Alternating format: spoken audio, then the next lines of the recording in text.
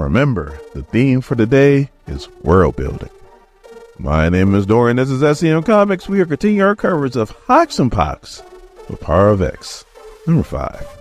Our story starts off in year 1 of the X-Men in Dallas, Texas, where you got Professor Xavier meeting with Forge.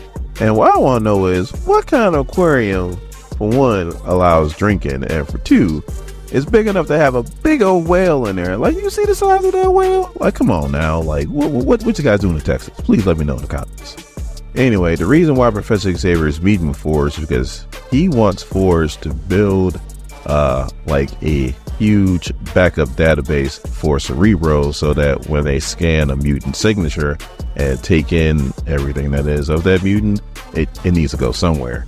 And Forge is like, that is damn near impossible. Like, this amount of space that we would need hasn't been invented. So then Professor Xavier is like, what if I give you a cheat code? And Forge is like, what do you mean a cheat code? And he goes, oh, that's right. You got access to Shi'ar technology. And Professor Xavier's like, that's right. Now, for those of you who don't know, Professor Xavier and Melandra, who was the Empress, might still be the Empress of the Shi'ar Empire. I know she was, and then she got overthrown. But anyway, that's his boo thing, so that's why he has access to the Shi'ar technology. So there's some back and forth going on, and then ultimately, Professor Xavier's like, all I need to know is, are you able to build this, Forge? And Forge looks like, come on now. It's my mutant ability. So now we cut to the Louvre in the year 10, which kind of confused me, but you know what, just go with it.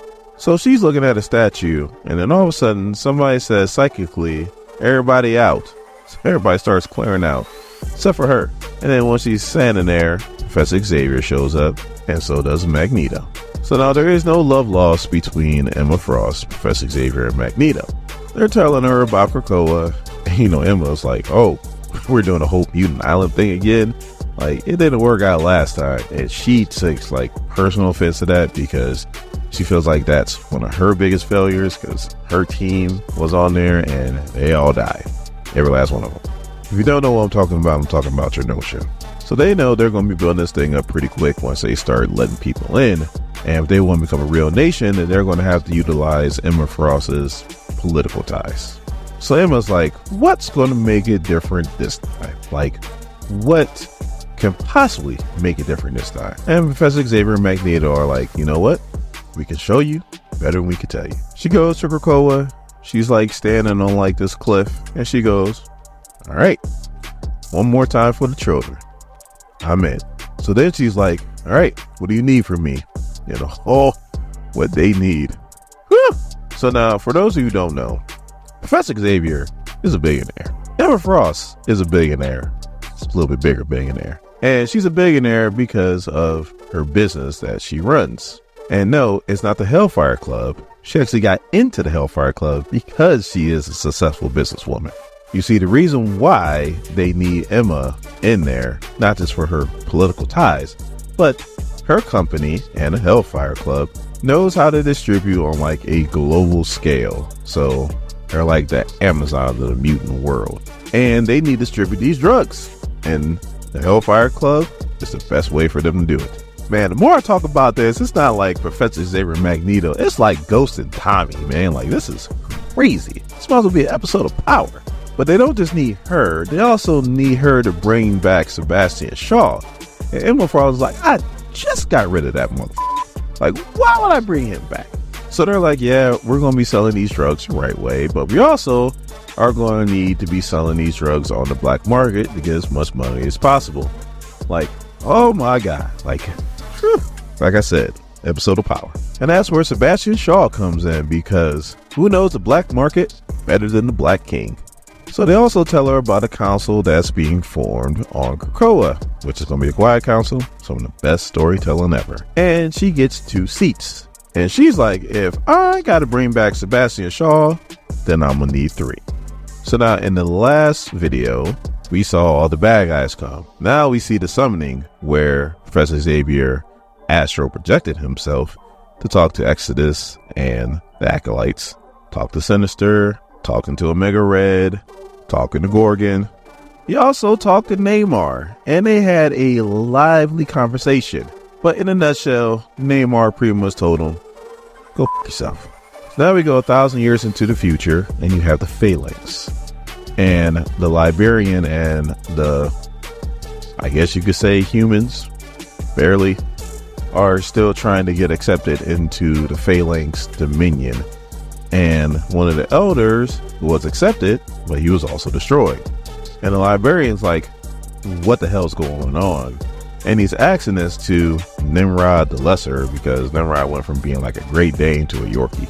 So Nimrod's like, we don't have enough data to come up with like a projection. And the Librarian's like, give me your best guess. So there is a lot of smart talk. Like, Jonathan Hickman is very, very, very intelligent. In a nutshell, pretty much Nimrod comes up with the conclusion that kind of we already knew about the Phalanx. They care about technology and machines. They do not like organics. That's why they take over organics and turn them into machines. So if you want to be a part of this dominion, you're going to be a machine. And now we come to the moment where everything changed. You got Professor Xavier, Magneto, and Moira. Hope I said that right for all you fanatic fans who say I say it wrong. And they're standing around Cerebro, and Magneto's like, are you ready? Professor Xavier's like, I'm ready. And they're like, all right, let's change the world. Professor Xavier puts on a helmet, and then he says to the world, humans of planet Earth, I am the mutant Charles Xavier, and I bring you a message of hope. He tells them about the mutant scientists and how they came up with these mutant drugs. One that will pretty much cure any kind of disease of the mind. Another one that will help you recover from just about anything. And one that will also extend your life. His dream was to develop these drugs and just give them to the world. Just give it out to them. But the way that the human and mutant relationships are, humans can't partake in these drugs, but they will do so at a cost. And then he also lets them know that Krakoa will be a mutant nation, and they will be recognized as a nation. You see, my dream was for humans and mutants to coexist together. Unfortunately, that dream was a lie. Closes out by saying, we are the future. We are the Earth's true inheritors. You closed your eyes last night believing that this world would be yours forever. That was a dream, and like mine, it was a lie. Here is the new truth. While you slept, the world changed.